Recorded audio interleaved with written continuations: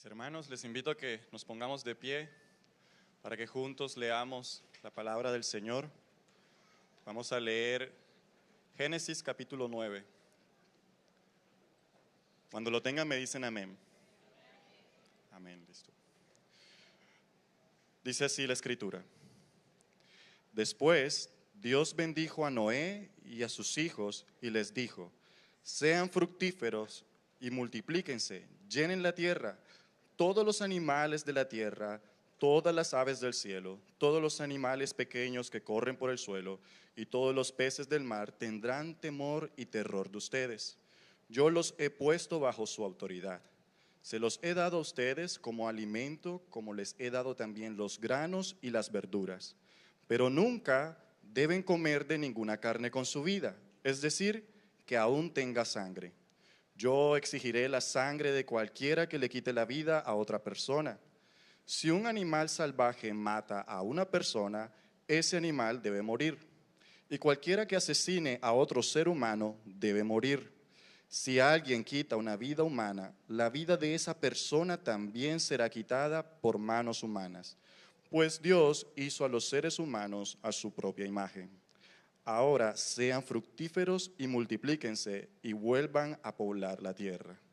Entonces Dios les dijo a Noé y a sus hijos: ahora mismo yo confirmo mi pacto con ustedes y con sus descendientes, y con todos los animales que estuvieron en la barca con ustedes, las aves, los animales domésticos y todos los animales salvajes, con toda criatura viviente sobre la tierra. Sí, yo confirmo mi pacto con ustedes. Nunca más las aguas de un diluvio matarán a todas las criaturas vivientes. Nunca más un diluvio destruirá la tierra. Entonces Dios dijo: les doy una señal de mi pacto con ustedes y con todas las criaturas vivientes para todas las generaciones futuras. He puesto mi arco iris en las nubes. Esa es la señal de mi pacto con ustedes y con toda la tierra. Cuando envíen nubes sobre la tierra, el arco iris aparecerá en las nubes, y yo me acordaré de mi pacto con ustedes y con todas las criaturas vivientes. Nunca más las aguas de un diluvio volverán a destruir a todos los seres vivos. Cuando yo vea el arco iris en las nubes, me acordaré del pacto eterno entre Dios y toda criatura viviente sobre la tierra.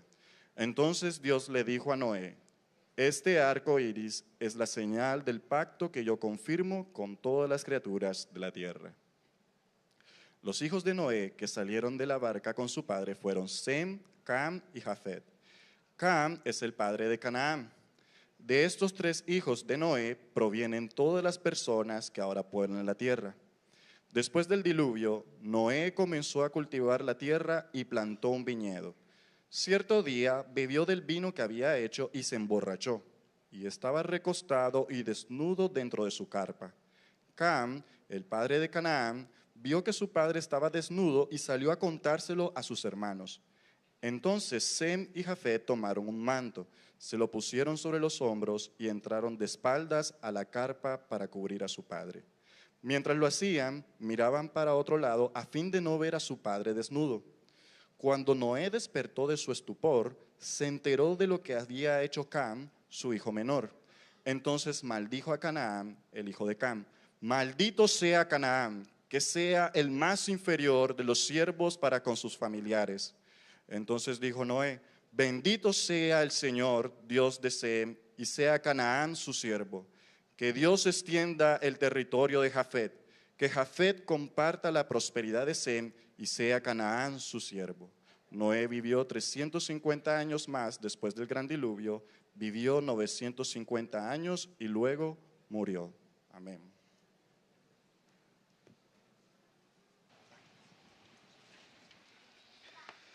Señor Dios Todopoderoso, delante de tu presencia venimos confesando, Señor, que somos pecadores, venimos confesando, Señor, que te fallamos, venimos confesando que somos incapaces de salvarnos a nosotros mismos, pero también venimos confesando que confiamos en la sangre que fue derramada en la cruz del Calvario, una sangre que tiene poder para limpiar nuestra maldad, para cubrir nuestra maldad y para guardarnos de la ira venidera. Señor, y especialmente en esta mañana, Yo confieso junto con mis hermanos que soy un hombre pecador, un hombre débil, un hombre limitado, un hombre sujeto todavía a pasiones. Dios, que estás en el cielo luchando día tras día con la naturaleza pecaminosa, y por ello no soy digno de predicar tu palabra, Señor. No tengo lo que se requiere ni espiritual, ni moral, ni intelectualmente. Señor, esa es nuestra realidad y estoy puesto en esta mañana para una tarea imposible. Sin embargo, también creemos y confesamos en que tu Espíritu Santo es poderoso y que tu Espíritu Santo puede tomar las palabras imperfectas que salgan de mi boca y, como lo oramos con frecuencia, llevarlas de manera perfecta a cada corazón. Por eso nuestra petición en esta mañana, Señor, es que los ojos, los oídos y las mentes sean abiertas, los corazones sean transformados. Y permite, Señor, que el predicador en la mañana de hoy pueda ser fiel a lo que tu palabra dice, y que lo que sea predicado sea tu palabra y no la palabra de un hombre. Señor, que como tú instas a Timoteo a través del apóstol Pablo, al final pueda yo ser hallado como un obrero fiel, que no tiene de qué avergonzarse porque ha trazado tu palabra con rectitud, para la gloria de Jesús. Amén y amén. Vamos entonces, hermanos. Es un poco retador para mí, a pesar de que esta es la casa nuestra, predicar después de que predicó el pastor Dwayne. Qué mensaje el que el Señor nos dio a través del pastor Dwayne. Tenga en cuenta que son muchos años de ministerio. Él es el director del doctorado en predicación en el seminario, así que aquí estamos en pañales, pero Dios, a pesar de eso, nos va a hablar, espero yo, en la mañana de hoy. Génesis capítulo 9 es el cierre de lo que nosotros estuvimos estudiando en los domingos anteriores. Si usted recuerda, para ponernos en contexto rápidamente, no tengo contador y después me están acusando de que me demoro mucho. En los capítulos anteriores estuvimos viendo cómo Dios dice que se multiplicó la humanidad, los hombres se multiplicaron en gran manera, y lo que era algo bueno se convirtió en algo malo debido a la maldad del hombre. Y Dios vio la violencia y decidió poner punto final a esa violencia a través del diluvio. El centro de lo que estudiamos en ese primer mensaje fue que Noé halló gracia delante de Dios. Y la palabra clave era halló, porque hallar en ese texto no significaba que Noé había buscado algo y lo había encontrado, sino que Noé no estaba buscando ese algo y sin embargo halló o encontró esa gracia.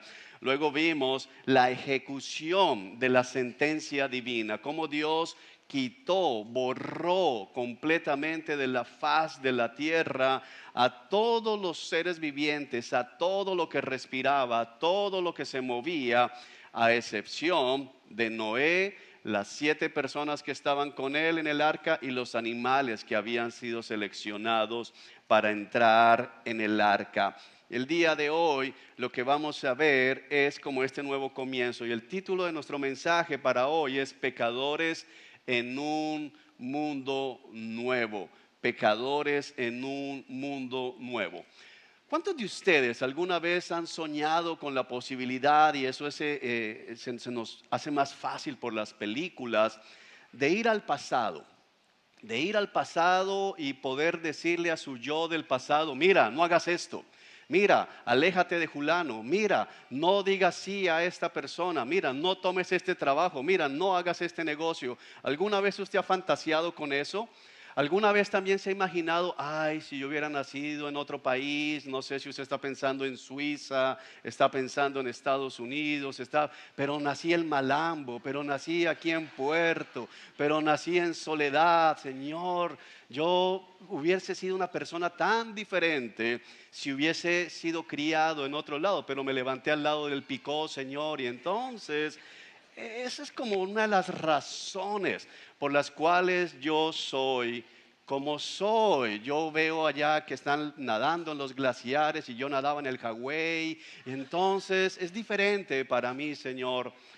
si no hubiera tenido el vecino que tuve, si yo no hubiese tenido el abuelo que tuve, si no hubiera tenido la profesora que tuve, si no hubiese tenido el rector, el colegio, el amigo, la bicicleta que tuve, y fantaseamos con la idea, por lo menos yo lo he hecho, de cómo hubiese sido mi vida si mis condiciones hubiesen sido distintas. Bueno, no puedo ir al pasado, pero unas condiciones diferentes me habrían dado una vida diferente. ¿Alguno le ha pasado eso?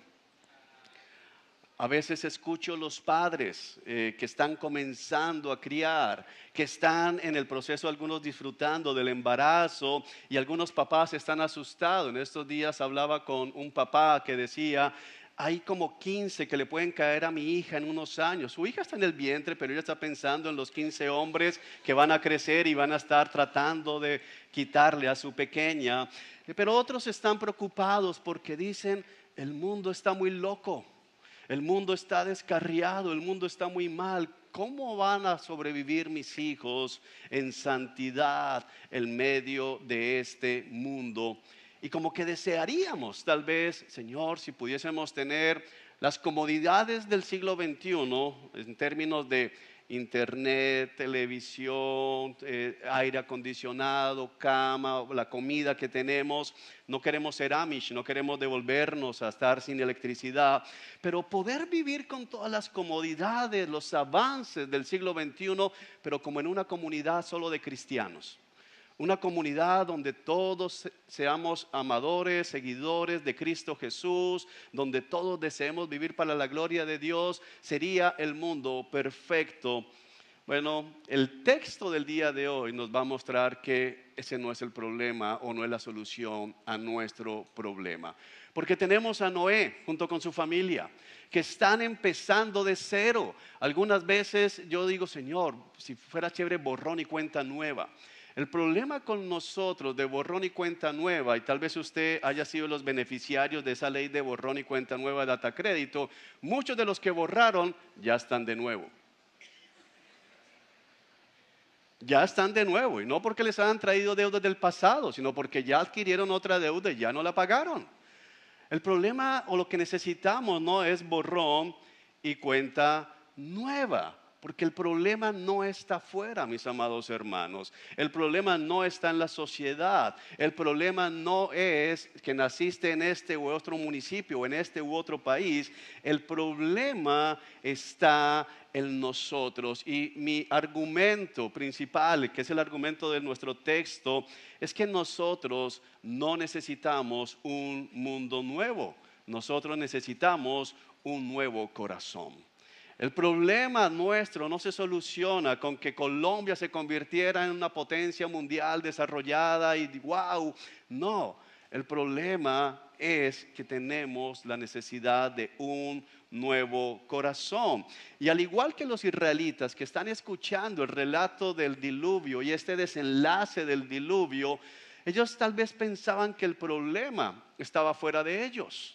Pero como lo vamos a ver en el libro del Éxodo y como lo puedes ver en el libro de Números y en el libro de Deuteronomio, el problema no estaba fuera de los israelitas. De hecho, ellos iban camino a la tierra donde fluía la leche y la miel.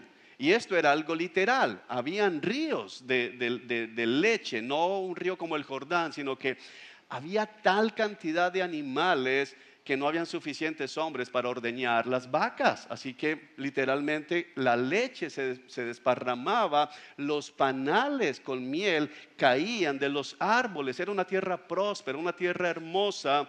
Sin embargo, si usted ha leído algo de historia bíblica, ellos llegaron a la tierra prometida y la dejaron peor de lo que la encontraron. Contaminaron la tierra aún mucho más que los cananeos que la habitaban. Hermanos, nosotros tendemos a pensar lo mismo. El problema es la sociedad, el problema es mi trabajo, el problema es mi jefe, el problema es las vallas publicitarias, el problema son las películas, el problema es la música, el problema es fulano, el problema es mi esposo, mi esposa, mis padres, mis hijos. Pero yo quiero recordarte en la mañana de hoy, no, el problema eres tú. ¿No nos gusta? Pero quiero decirte algo, El problema en tu casa eres tú. El problema en la iglesia eres tú. Alguno dice, o sea, me están echando. No te estoy echando. Te estoy diciendo que la iglesia tiene problemas porque tú eres parte de la iglesia. La iglesia tiene problemas porque yo soy pastor en esta iglesia. Y eso ya es un problema grande, porque el problema no está fuera de nosotros. El problema está en nosotros. Así que vamos a entrar en nuestro texto para permitir y buscar la guía del Espíritu Santo, entendiendo cómo esto se relaciona con nosotros en el día de hoy, en este 2024. Lo primero que tenemos que entender es que el texto de Génesis 9 es una suerte de Génesis 2.0 hablando de la creación. Cuando miramos el relato de Génesis capítulo 1 y Génesis capítulo 2 que lo estudiamos y entramos a Génesis 9, vemos varios paralelos que son imposibles de pasar por alto. Y la idea del escritor de Génesis es precisamente hacernos pensar en que como que todo inició de nuevo. Es como tomar uno de esos aparaticos y reiniciarlo. La solución muchas veces es esa, ¿no? Está lento. ¿Qué nos dicen que hay que hacer? Reinícialo, formatéalo, arranca de cero, pero ese es el problema, no es el aparato, sino el usuario del aparato, y en 2 semanas otra vez el celular o el computador está funcionando mal. Pero hay varias cosas, y este paralelismo de Génesis capítulo 2, Génesis capítulo 3 con Génesis capítulo 9 lo vamos a seguir viendo a través de la escritura. Así que yo quiero llamar tu atención un poquito en esto porque vas a ayudarte identificando este patrón. ¿Cuál es el patrón? Hay una bendición en Génesis capítulo 1, en Génesis capítulo 2 Dios bendice. Vemos en Génesis capítulo 1 que todo el tiempo Dios ¿qué dice? Y era bueno. Y Dios llamó a esto y dijo que era bueno, y era bueno, y era bueno. Y aquí tenemos algo similar, Dios bendice. Pero también tenemos una comisión. Si usted identifica, vaya conmigo al texto, por favor, ahí en Génesis capítulo 9. Después de bendecirlos, versículo 1, Dios bendijo a Noé y a sus hijos y les dijo, ¿qué dice su Biblia? Sean fructíferos y multiplíquense, llenen toda la tierra. Esta comisión es la misma comisión que recibió Adán junto con Eva. ¿Qué le dijo Dios a Adán y Eva? Sean fructíferos, multiplíquense y llenen toda la tierra, porque hay un plan divino, hay un plan eterno que ha estado desde el principio, y ese plan es llenar la tierra de la imagen de la gloria de Dios. El ser humano, como portador de la imagen divina, tiene esa tarea, la tarea que tenía Adán y Eva, y ahora esa tarea, esa comisión se le ha pasado ¿a quién? A Noé y a su familia. Multiplíquense, llenen la tierra, espárzanse por toda la tierra para que la tierra se llene de la gloria de Dios. Luego tenemos una provisión de sustento, porque Dios le dice, todos los animales de la tierra, todas las aves del cielo, todos los animales pequeños que corren por el suelo y todos los peces del mar tendrán temor y terror de ustedes. Yo los he puesto bajo su autoridad y se los he dado, versículo 3, como alimento, como les he dado también los granos y las verduras. Entonces, ¿qué tenemos aquí? Lo mismo que en Génesis 2. Dios le dice a Adán, puedes comer libremente de todos los frutos de los árboles del jardín. Dios le dice, aquí está. Es decir, que el patrón de un Dios que sustenta permanece. Hermano, es Dios el que pone alimentos sobre nuestras mesas. Lo que te hayas comido esta mañana, sea mucho o sea poco, lo que te hayas comido esta semana, sea mucho o sea poco, sea de tu agrado o no sea de tu mayor agrado, vino directamente de la mano del Creador, del que sustenta con su palabra el universo. Así que Dios le dice al hombre ahora lo que puede comer. Y hay una variación, porque si usted recuerda en Génesis 2, ¿qué podíamos comer?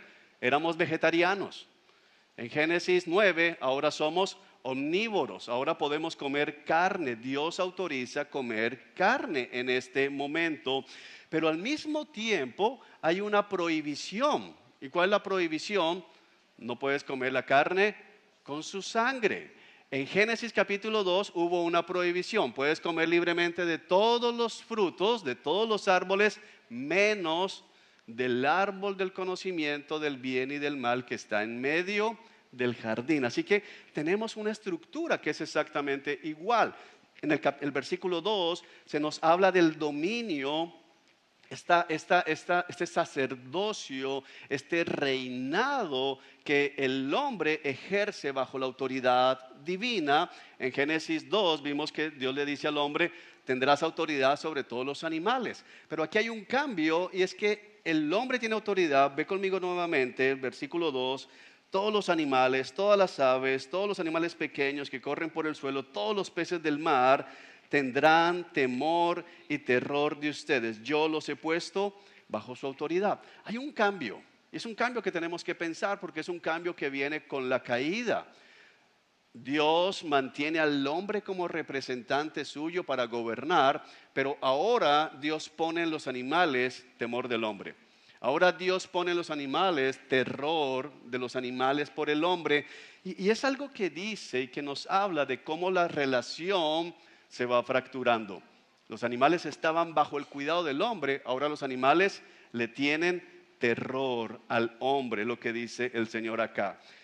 Luego, en Génesis capítulo 2, Dios no solamente le dice a Adán: no puedes comer de este árbol, sino que Dios hace una advertencia. En Génesis capítulo 2, ¿qué le dijo el Señor a Adán?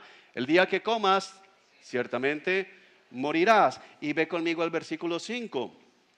Yo exigiré la sangre de cualquiera que le quite la vida a otra persona. Si un animal salvaje mata a una persona, ese animal debe morir. Y cualquiera que asesine a otro ser humano debe morir. Si alguien quita una vida humana, la vida de esa persona también será quitada por manos humanas.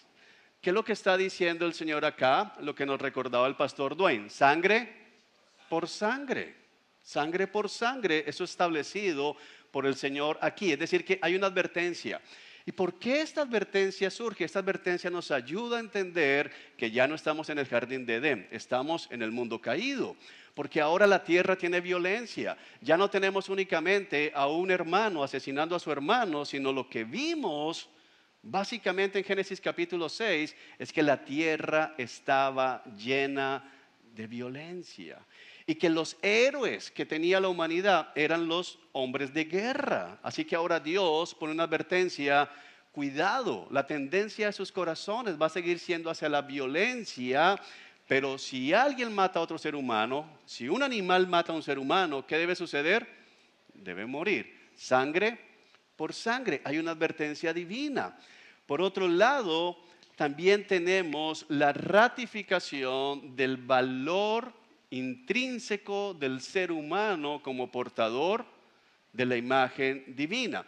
En Génesis capítulo 2 se nos dice en 3 ocasiones que a varón y hembra los creó, a imagen de Dios los creó. Dice el Señor: hagamos al hombre a nuestra imagen y semejanza para que gobierne por nosotros. Y ve conmigo al versículo 6.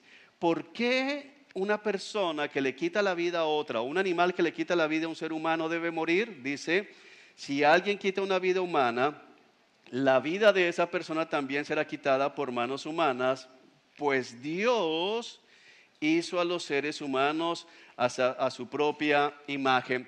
Esta es una de las cosas increíbles, porque aún después de la caída, Dios sigue identificando al ser humano como portador de la imagen divina.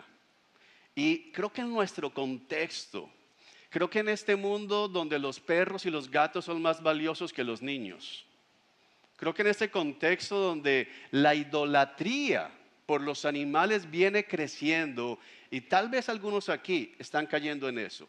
Tal vez algunos aquí consideran más valioso y más importante alimentar y adoptar los perros callejeros que alimentar niños. Este texto nos ayuda.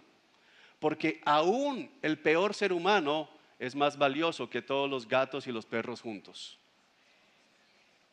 Poquito amén, pero déjame repetirlo, así no guste. Aún el peor ser humano, el hombre más despreciable, el hombre que haga más cosas viles y que todos digamos debería morir, deberían encerrarlo en un calabozo de 1 por 1 y dejarlo hasta que muera allá, Aún ese hombre es más valioso que todos los perros, todos los gatos, todas las tortugas, todos los conejos, todos los loros, todos los pericos, todos los animales que se te ocurran, juntos. Porque ningún perro tiene la imagen de Dios en él. Cada ser humano que nosotros vemos es un portador de la imagen divina. Por eso es que se nos llama a amar al prójimo como a nosotros mismos, porque cada ser humano, mira a la persona que está a tu lado, así se vea, pero maluquito, maluquita, me cae bien, no me cae bien, aún esta persona es un portador de la imagen divina. No es para que tú le digas, mírame, no es para eso, pero cada persona aquí es un portador de la imagen de Dios. Donde vemos un ser humano tenemos algo que recordar. Dios es el que gobierna este lugar. Amén. Y eso ayuda. Eso ayuda cuando alguien está mirando a una persona con odio. Tienes que recordar, estoy odiando la imagen de Dios. Cuando alguien mira a una persona con lascivia o con lujuria, ¿qué tiene que pensar? Estoy teniendo pensamientos lascivos, sucios, con alguien que representa la imagen de Dios. Cuando estafo a alguien, le miento a alguien, ¿qué tengo que decir? Estoy estafando, mintiendo, engañando, aprovechándome de alguien que porta la imagen de Dios. Pero para mi texto es un paralelismo. Tenemos la ratificación de la imagen de Dios en el hombre. Por otro lado, tenemos una promesa de misericordia que se anticipa al pecado del hombre. Mira lo que dice versículo, luego el 7 cierra como esta primera parte con la comisión. Sean fructíferos, multiplíquense y ¿qué deben hacer? Vuelvan a poblar la tierra. Hablaremos mucho más de eso el otro domingo si Dios permite. Entonces Dios, versículo 8, le dijo a Noé y a sus hijos: ahora mismo yo confirmo mi pacto con ustedes y con sus descendientes y con todos los animales que estuvieron en la barca con ustedes, aves, animales domésticos y todos los animales salvajes. Versículo 11, sí, yo confirmo mi pacto con ustedes. Nunca más las aguas de un diluvio matarán a todas las criaturas vivientes. Nunca más un diluvio destruirá la tierra. Lo que tenemos aquí es una promesa de misericordia que en un sentido nos evoca Génesis capítulo 3, versículo 15. La descendencia de la mujer o la descendencia de la serpiente estará en enemistad con la descendencia de la mujer. Y la descendencia de la serpiente le morderá el talón y la descendencia de la mujer le aplastará la cabeza a la serpiente. Pero eso es misericordia. Es la manera en que Dios estaba prometiendo redención y misericordia a la raza humana a través de Adán y Eva. Y ahora Dios, porque el contexto es de juicio por un diluvio, Dios dice: nunca más voy a traer un diluvio sobre ustedes. Pregunta: ¿por qué Dios dice nunca más voy a traer un diluvio sobre ustedes? Porque Dios sabe que ellos van a seguir pecando. Y como nos recordaba el pastor Duane hace 8 días, la paga del pecado es muerte. Por lo menos no va a ser por un diluvio.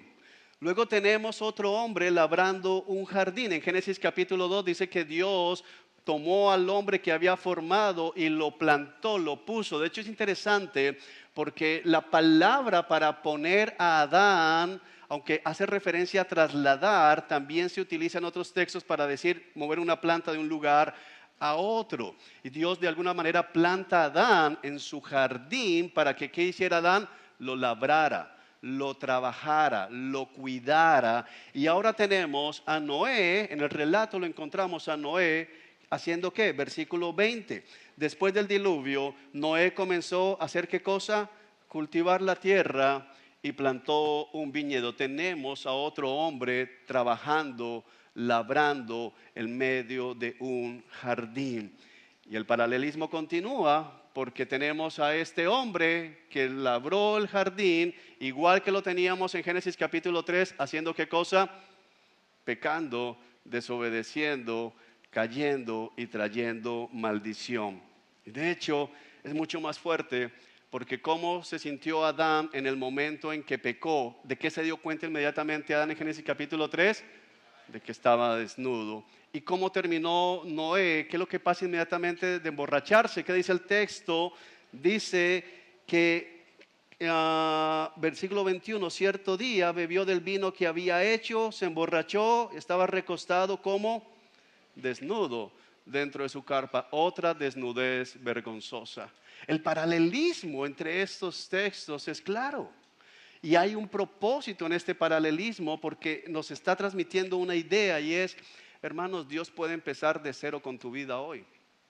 Dios podría, imagínate que el mensaje del Evangelio fuese, ok, tú mereces la muerte y te citamos la ley, vamos a utilizar lo que predicó el pastor Dwayne hace 8 días, la paga del pecado es muerte. Entonces, ¿qué mereces tú? Morir, sangre por sangre.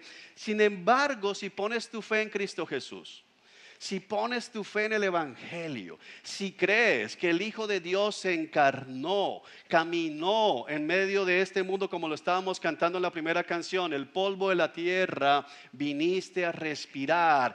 Crees que Él vivió como un ser humano, crees que vivió una vida de perfecta obediencia, crees que fue a la cruz inocente porque no tenía maldad, traicionado, abandonado por sus propios discípulos y que en la cruz, con su sangre, Él compró un pueblo para Dios y que con su sangre consiguió el perdón de nuestros pecados. Entonces, si tú crees que Dios, después de que fue sepultado, lo levantó de la tumba con el poder del Espíritu Santo, tus pecados son perdonados. ¿Ese es el Evangelio? Estoy preguntando en una iglesia cristiana, ¿ese es el Evangelio? Sí, pero falta algo. ¿Qué me está faltando en ese evangelio? En la clave en nuestro texto, hermanos, imagínense que la noticia terminara ahí. Tus pecados son perdonados y yo te digo, ahora eso sí, no puedes volver a pecar. Porque donde vuelvas a pecar, te la cobramos. Porque la paga del pecado es muerte. ¿Cuántos de nosotros estaríamos condenados otra vez? Por lo menos somos honestos. Hermanos, después de que Cristo nos ha salvado, hemos hecho méritos para ser enviados al infierno 1,000,000 de veces. De hecho, es más terrible porque pecamos sabiendo que podemos evitar pecar. Nos volvemos de nuevo a los ídolos, aunque sabemos que no debemos hacerlo. Se nos han abierto los ojos y sin embargo volvemos a pecar. El problema, si nos quedáramos allí con, Señor, dame una oportunidad de empezar de nuevo, es que no importa cuántas oportunidades Dios te diera, siempre volverías a quedar desnudo en tu carpa. Al final del día, te sentirías avergonzado en tu cama si haces un análisis de tus pensamientos, si haces un análisis de tus palabras. Si haces un análisis de las cosas que miraste, cómo miraste, de cómo te sentiste, de las cosas que anhelaste tener, de las cosas que anhelaste no tener que hacer, al final volverías a sentirte avergonzado. El Evangelio, mis hermanos, es completamente diferente porque el Evangelio no es borrón y cuenta nueva. El Evangelio es borrón y cuenta cerrada. La cuenta ha sido saldada. Como dijo el Señor Jesucristo en la cruz, consumado es. Ya no hay nada que podamos hacer y nos lleve de nuevo a la condenación. Con esto en mente, vamos a ver 3 aspectos en nuestro texto que creo que nos van a ayudar a entender esto. Número 1, una nueva creación. No voy a ahondar mucho, que los versículos 1 al 7 ya acabamos de explicar, pero el texto lo primero que hace es establecer borrón y cuenta nueva. Ahí tienen la creación. Todo está recién hechecito nuevamente. Algunos dicen, bueno, no fue hecho, simplemente las aguas descendieron. Sí, pero la idea que transmite el autor es que durante el diluvio las aguas cubrieron completamente la tierra, pasaron por encima de los montes más altos. Ahora las aguas han descendido, las aguas se han secado, se han evaporado. Y Noé se encuentra en un mundo donde puede empezar de cero. En un mundo donde no tiene data crédito, en un mundo donde no tiene deudas, en un mundo donde no tiene la influencia de los vecinos perversos que me invitaban a tomar. No la necesitaba porque él plantó el viñedo, hizo el jugo fermentó el jugo, se lo bebió y borracho se quedó. No necesitaba eso, pero Génesis te muestra esta nueva creación para decir, eso es lo que tú estás anhelando. ¿Tú crees que es la solución de tus problemas? Tú eres un israelita diciendo en el desierto, casi que me pego a Coré. Estuve a punto de unirme en la rebelión de Coré, pero una vez que salga del desierto, oh hermano, mi corazón se va a dejar de quejar. Mi corazón se queja, diría un israelita común, porque estoy en el desierto. Tú no has visto lo difícil que es la vida en el desierto. 39 años llevo aquí, 38 años en este desierto, pero cuando estemos en la tierra prometida, yo voy a ser el mejor israelita. Van a ver, yo me voy a consagrar al Señor viendo la leche, viendo la miel, viendo los campos verdes, viendo la lluvia, casado, disfrutando de mi familia. Nunca más me voy a volver a quejar. La historia mostró otra cosa. Hay personas que dicen que no se comprometen con el Señor. Hay creyentes diciendo, yo no puedo dedicarle el tiempo a mi esposa que yo sé que debo darle, no le puedo dedicar el tiempo a mis hijos que debo dedicarles, no puedo dedicar el tiempo, los esfuerzos a mi iglesia local que debo dedicar porque todavía mis condiciones no han cambiado. Pero cuando cambien, van a ver, que se agarren porque van a ver lo que es un cristiano. Pablo no era nada lo que yo voy a hacer. Las condiciones cambian a veces. ¿Y qué cambian ellos? Absolutamente nada. Porque el problema no son las cuestiones externas. El problema es nuestro corazón. Amén. Segundo punto que podemos ver es que Dios establece un pacto, pero quiero estudiar un poquito juntos este pacto porque es un pacto temporal. El pacto que se nos describe, el pacto que está entre los versículos 8 al 17, es un pacto temporal a través del cual Dios extiende misericordia, y es misericordia común porque, hermanos, el arco iris sale sobre justos e injustos. El arco iris se presenta en medio de las nubes después de los aguaceros torrenciales, aún sobre aquellos que maldicen a Dios. El pacto que se ratifica con el arco iris es un pacto de la gracia y misericordia común de Dios con todos los seres humanos. Y quiero decirle esto aún a los que están en este lugar y saben que no son cristianos y tal vez dicen, yo no creo nada de lo que estás diciendo, pero tú estás disfrutando del efecto del pacto que Dios ratificó con Noé. Porque no ha habido otro diluvio universal. Y créanme, hermanos, que la humanidad ha hecho méritos en conjunto para que Dios traiga muchos más diluvios. Pero es un pacto temporal. Quiero que prestes atención, ve conmigo, versículo 22 del capítulo 8.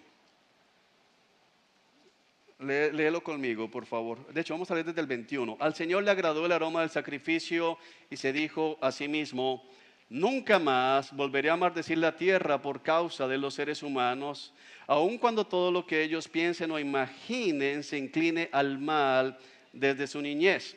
Nunca más volveré a destruir a todos los seres vivos.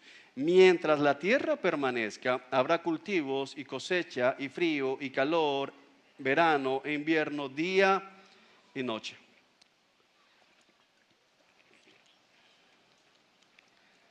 ¿Por qué te insisto en que es un pacto temporal? Porque hay una condición aquí. ¿Y la condición cuál es? Mientras existe la tierra. Y tal vez tú digas, la tierra siempre ha existido, tiene millones de años, no según la Biblia, ese no es el debate del día de hoy.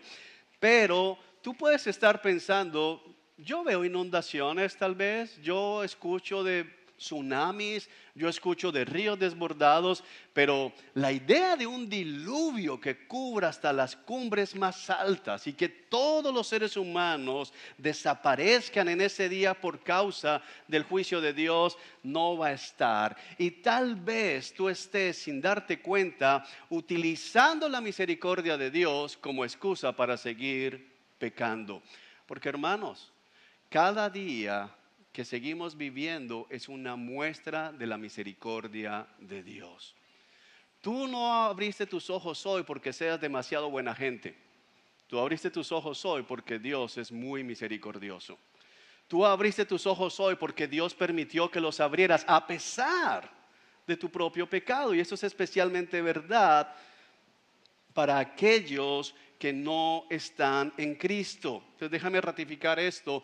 El pacto noéico, el pacto de que no va a haber un diluvio, es un pacto temporal mientras exista la tierra. Acompáñame a 2 de Pedro, capítulo 3, que creo que eso nos va a ayudar. Cómo el Nuevo Testamento interpreta lo que acabamos de leer. Es la mejor interpretación posible porque es la interpretación de Dios.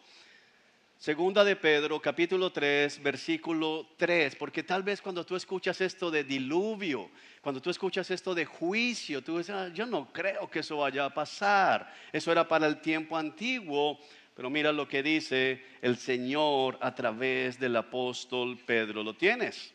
2 de Pedro, capítulo 3, versículo 3 en adelante. Sobre todo, quiero recordarles que en los últimos días vendrán burladores que se reirán de la verdad y seguirán sus propios deseos. Dirán, ¿qué pasó con la promesa de que Jesús iba a volver? Desde tiempos antes de nuestros antepasados, el mundo sigue igual que al principio de la creación. Deliberadamente olvidan que Dios hizo los cielos al ordenarlo con una sola palabra y sacó la tierra de las aguas y la rodeó con agua.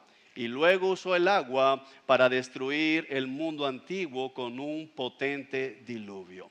Por esa misma palabra, los cielos y la tierra que ahora existen han sido reservados para el fuego. Están guardados para el día del juicio, cuando será destruida la gente que vive sin Dios. Sin embargo, queridos amigos, hay algo que no deben olvidar. Para el Señor, un día es como 1000 años y 1000 años son como un día. En realidad, no es que el Señor sea lento para cumplir su promesa, como algunos piensan. Al contrario, es paciente por amor a ustedes. No quiere que nadie sea destruido. Quiere que todos se arrepientan. Pero el día del Señor llegará tan inesperadamente como un ladrón. Entonces los cielos desaparecerán con un terrible estruendo y los mismos elementos se consumirán en el fuego. Y la tierra, con todo lo que hay en ella, quedará sometida a juicio. Dado que todo lo que nos rodea será destruido de esta manera, ¿cómo no llevar una vida santa y vivir en obediencia a Dios, esperar con ansias el día de Dios y apresurar que éste llegue? En aquel día, Él prenderá fuego a los cielos y los elementos se derretirán en llamas. Pero nosotros esperamos con entusiasmo los cielos nuevos y la tierra nueva que Él prometió, un mundo lleno de la justicia de Dios. Déjame decirte esto con mucho amor. No dejes que la misericordia de Dios te engañe. No porque Dios tenga el propósito de engañarte, porque Dios no puede engañar a nadie, porque Él es veraz. Pero no dejes que la misericordia, no dejes que la paciencia de Dios te engañe. Cuando miras a tu alrededor y ves la maldad rampante en el mundo, dices, ¿dónde está ese Dios? Si hay un Dios, ¿por qué no ha hecho justicia? Ten cuidado. Porque si Dios te hace justicia, perecerías en el instante y abrirías tus ojos en el infierno. Ten cuidado. No permitas que la paciencia de un Dios, quien desea que todos lleguen a ser salvos, te confunda y te lleve a pensar, pues al fin y al cabo, mira, yo sigo pecando y nada pasa. Yo sigo pecando y me va bien, pero en cambio este amigo que me invitó a la iglesia o ese familiar que me predica el evangelio se metió al cristianismo, como se suele decir, y mira, perdió el trabajo. Mira, ahora no se la pasa haciendo esto y aquello, ya no lo dejan disfrutar del carnaval, ya el jefe se la tiene montada. Yo no veo nada bueno. Mientras haya tierra, no habrá diluvio. No habrá un día, mientras haya tierra, en que todos los seres humanos mueran al tiempo, como en el diluvio. Pero hermano, el punto es ese: la tierra no va a estar siempre.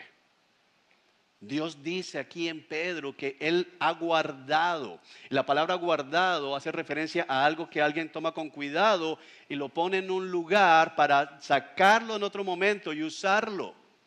No es simplemente guardado y olvidado, sino guardado con un propósito específico. Cuando tú dices, esta agua es la que voy a usar para echarle al almuerzo y la pones aquí porque es diferente a esta que está aquí, eso es lo que está diciendo el texto. Esta tierra sobre la que tú y yo caminamos está guardada para el juicio. Un día Dios no va a traer agua, va a ser mucho peor. Le va a prender fuego. Mi hermano, créeme, amigo, si Dios le prende fuego a la tierra, no hay nada que la pueda apagar. Amén. Viene un juicio. Y el diluvio tiene un propósito. Y el propósito del diluvio es apuntarnos al juicio final. El diluvio que muestra la misericordia de Dios con estas 8 personas, también te muestra la justicia de Dios con el resto de la humanidad. Y te está apuntando a decir, solo aquellos que están en Cristo o que estén en Cristo cuando pase ese evento, van a poder salvar sus vidas. Porque el mismo Dios que trajo el diluvio es el mismo Dios que traerá el fuego. La tierra está preparada, guardada y preservada para una sola cosa, para ser destruida. Y junto con ella, todos los que se niegan a someterse al Hijo. Todos los que viven sin Dios. Esto es tan tremendo. Porque nosotros no podemos ser ajenos a lo que vive nuestra generación. Es tan espiritual este símbolo del movimiento LGBTI, de usar el arco iris como símbolo de su orgullo. Es una cosa que solo puede estar el diablo detrás, de que podían haber escogido cualquier bandera, cualquier símbolo, pero escogen el arco iris, que es el símbolo permanente y temporal al mismo tiempo de la misericordia de Dios. Es como decir, voy a usar la misericordia, tu paciencia, para pecar en tu cara, para mostrar que no solamente peco, sino que me enorgullezco de pecar, porque yo no he visto el desfile del orgullo mentiroso, ni he visto el día o el mes de la celebración del orgullo adúltero, o del orgullo ladrón, o del orgullo que dice malas palabras, y entonces un desfile de gente diciendo vulgaridades, diciendo yo soy vulgar, o yo soy mentiroso, o yo soy lascivo, o yo soy asesino, o lo que sea. No es algo cualquiera, hay algo diabólico, y por eso tenemos que orar. En el Congreso de nuestro país hay una ley en curso, la ley de prohibición de las terapias de conversión. Déjenme decirles algo, yo estoy de acuerdo en que no traten el homosexualismo como un pecado, como una enfermedad, como una conversión que necesita sacar. No, es un pecado. Y la única solución es Cristo Jesús. Lo que necesitan no es que los cojan a golpes. Lo que necesitan es que los amen con el evangelio de Cristo Jesús. Y ese amor no es vive como quieras, ese amor es arrepiéntete porque viene un juicio. Como decía el pastor Dwayne, corre a la ciudad de refugio, corre a Cristo. Eso es lo que ellos necesitan. Pero ten cuidado cuando tú comienzas a ver ese arco iris como una señal de esto. No, el arco iris es una señal de la misericordia de Dios. Pero hermano, si tú eras de la generación de Noé, tú no podías ver el arco iris solo como, oh, no viene otro diluvio, sino al mismo tiempo que estás diciendo, hubo un diluvio. Cada vez que veas el arco iris, recuerda que hubo un diluvio. Cada vez que veas el arco iris, recuerda que Dios es misericordioso, pero Dios también es santo. Que Dios está dispuesto a perdonar, pero que Dios también trae juicio. La cruz, que es la señal de nuestro pacto. La cruz que nos recuerda, esa cruz que está detrás mío, no te debe recordar únicamente, hay perdón en Cristo. Esa cruz, especialmente para los que no son miembros de la iglesia, tiene que recordarles algo. La paga del pecado es muerte. Estoy condenado. Esto me lleva a mi último punto, que es el centro, la médula de lo que nos está dejando ver acá, porque el arco iris o el arco, como dice la Escritura, simplemente presenta, y espero que simplemente no se malentienda, esta bondad de Dios al darles una nueva oportunidad, al comprometerse a no destruir completamente la tierra nuevamente, pero luego de que vemos un nuevo lugar, un nuevo jardín, todo perfecto para iniciar, Dios prometiendo no los voy a destruir, uno esperaría que el relato que viene a continuación es diciendo, y Noé plantó un viñedo y se dedicó a vivir para la gloria de Dios hasta que envejeció, después de haber tenido muchos más hijos y ver a muchos nietos y ver a muchos bisnietos viviendo para la gloria de Dios. Pero el relato no dice eso. El relato que tenemos frente a nosotros es un relato triste.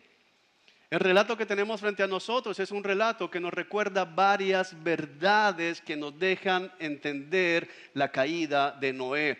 Noé, algunos teólogos, yo estoy de acuerdo con ellos, ven a Noé como el segundo Adán. Tal vez digas, no, el segundo Adán es Cristo. Cristo no es el segundo Adán, Cristo es el postrer Adán. Significa el último, porque en la Escritura vamos a ver más tipos de Adán. Ese es el segundo. Y el segundo Adán también cae. El segundo Adán nos enseña muchas lecciones y una de ellas es la siguiente: la justicia de Dios, el juicio de Dios manifestado en medio de los hombres no cambia el corazón del hombre.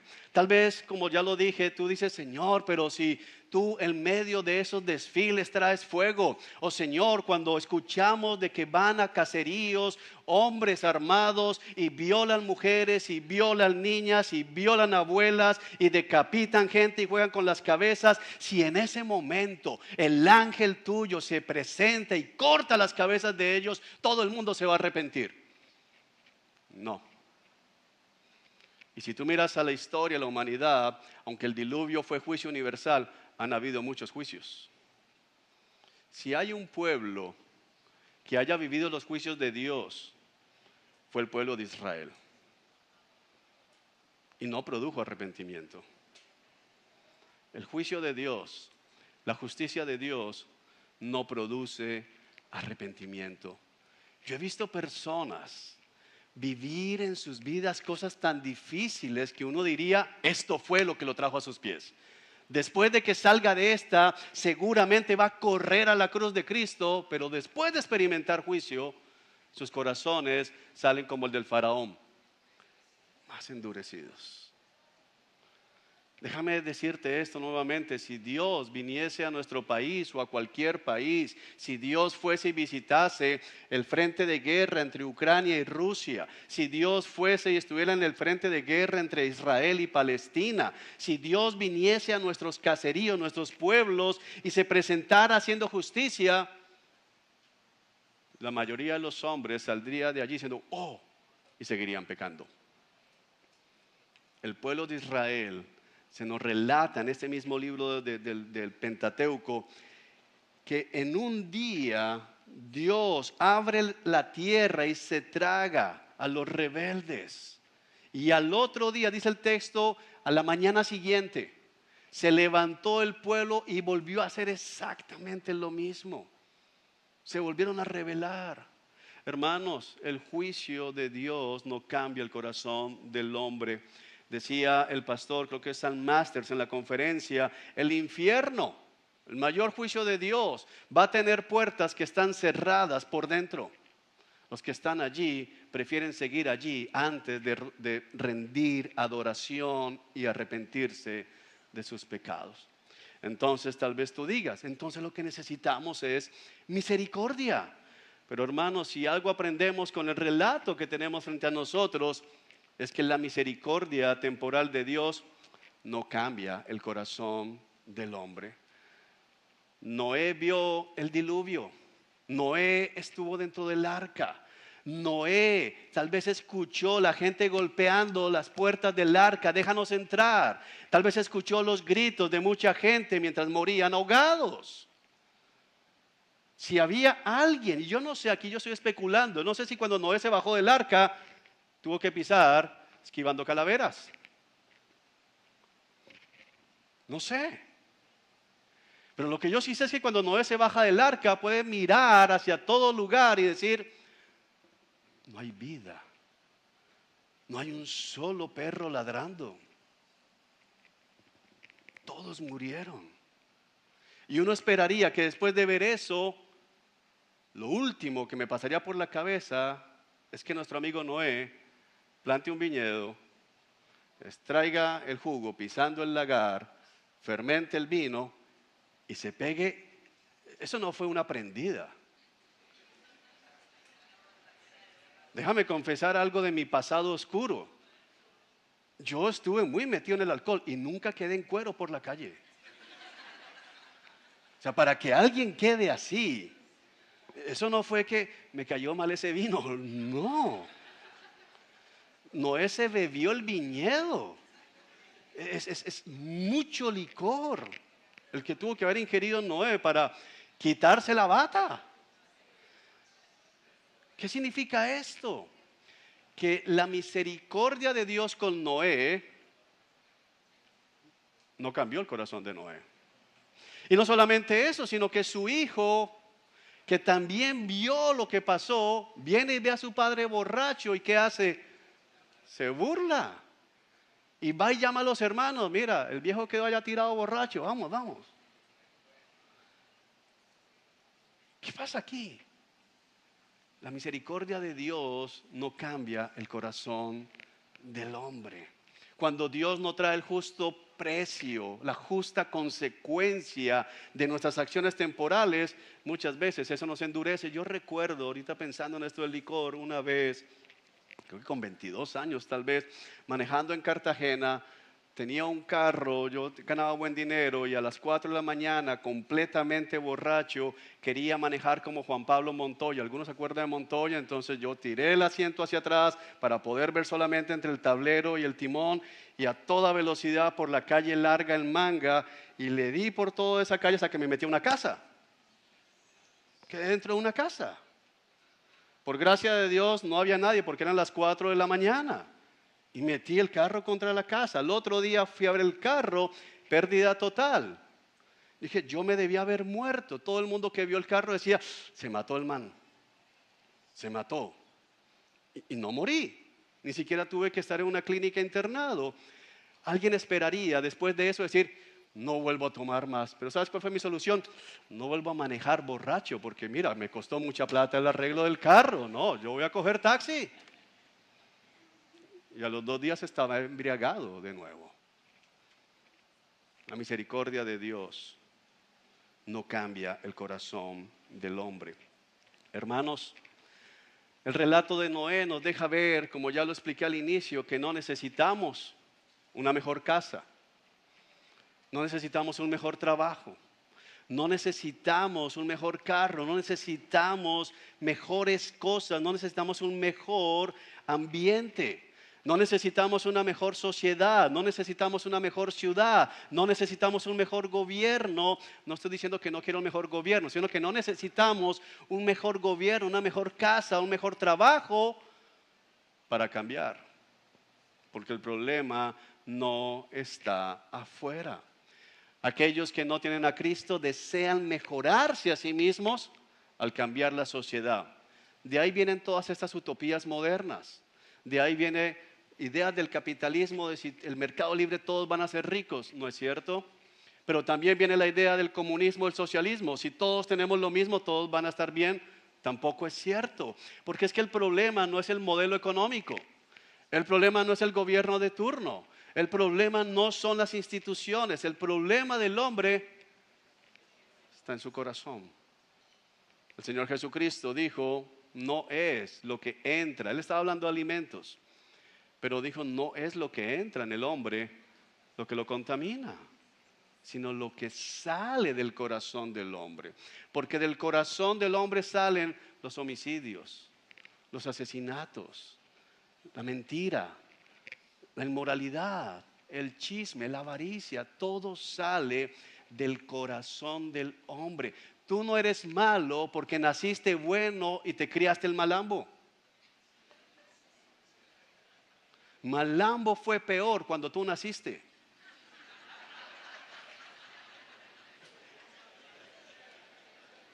El nivel de maldad de Malambo estaba aquí. ¡Ah! ¡Bum! Subió. Y así sucede cada vez que un niño nace. No bien da su primer grito y más maldad entró al mundo.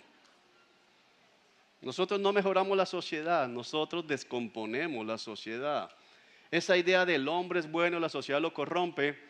No, por eso el texto que dice, devuélvase conmigo, porque es algo que necesitamos grabarnos, porque estamos en una sociedad que nos está tratando de convencer a nosotros y a nuestros hijos de que somos personas buenas y que simplemente tenemos enfermedades. Pero el texto vuelve a decir, versículo 21 del capítulo 8, al Señor le agradó el aroma del sacrificio y se dijo a sí mismo, nunca más volveré a maldecir la tierra, aún, por causa de los seres humanos, perdón, aún cuando todo lo que ellos piensen o imaginen se incline al mal. ¿Desde dónde?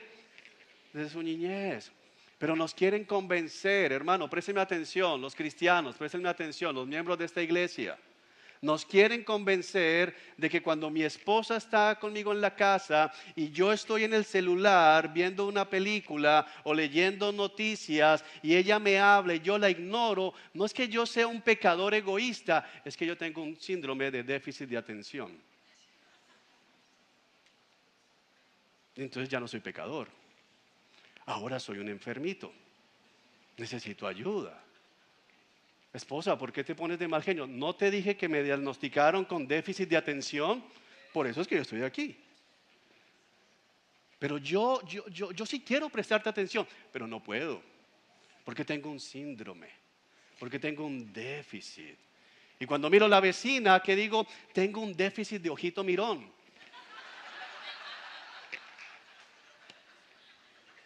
Mi ojo, yo soy tan distraído.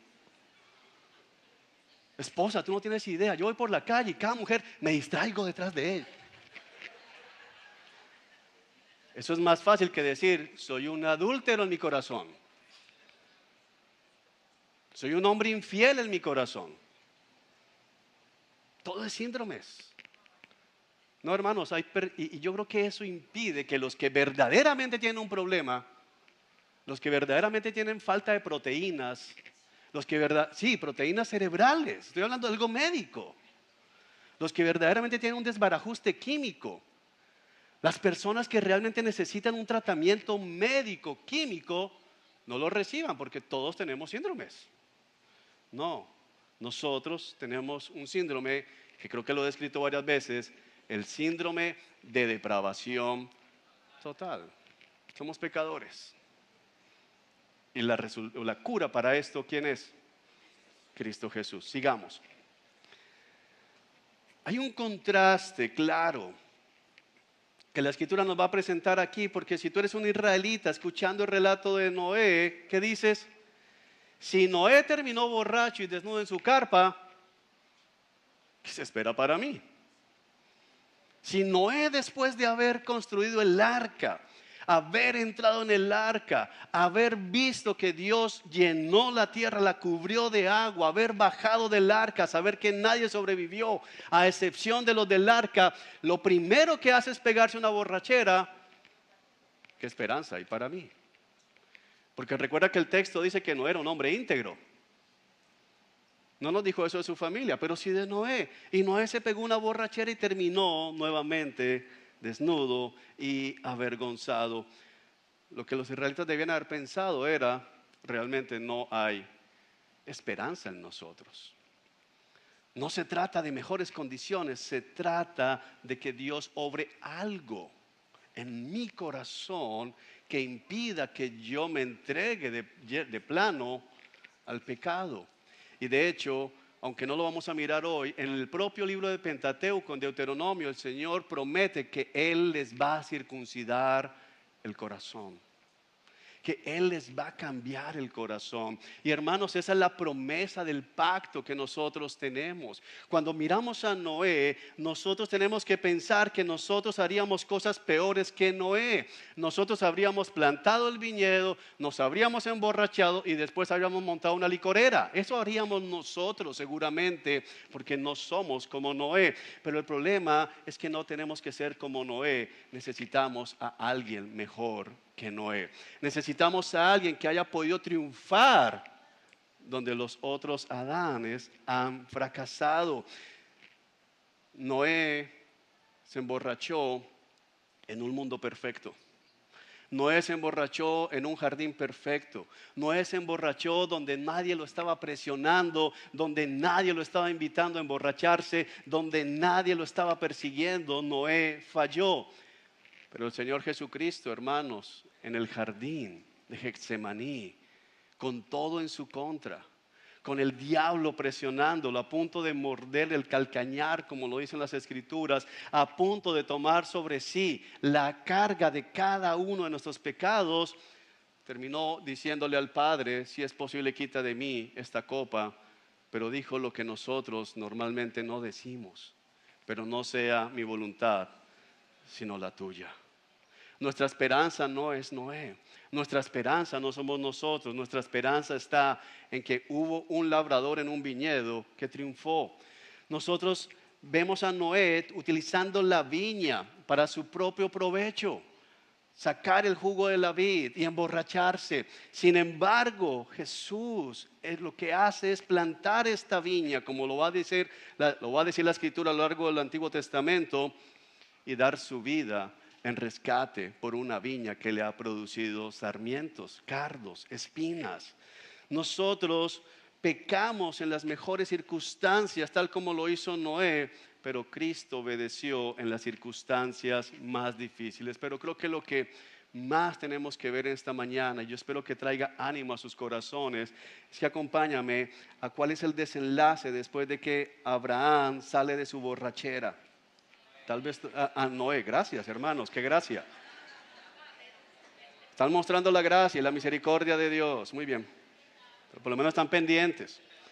Cuando Noé despertó de su estupor, cuando salió de la borrachera, no sé si en Guayabado o no, pero cuando salió de la borrachera, se enteró de lo que había hecho Cam, su hijo menor, y entonces maldijo a Canaán, el hijo de Cam. Maldito sea Canaán, que sea el más inferior de los siervos para con sus familiares. Luego bendice a Sem y dice que Canaán sea el siervo de Sem, y que Dios extienda el territorio de Jafet, y que Jafet comparta la prosperidad de Sem y sea Canaán su siervo. Noé vivió 350 años más después del gran diluvio y vivió 950 años y luego murió.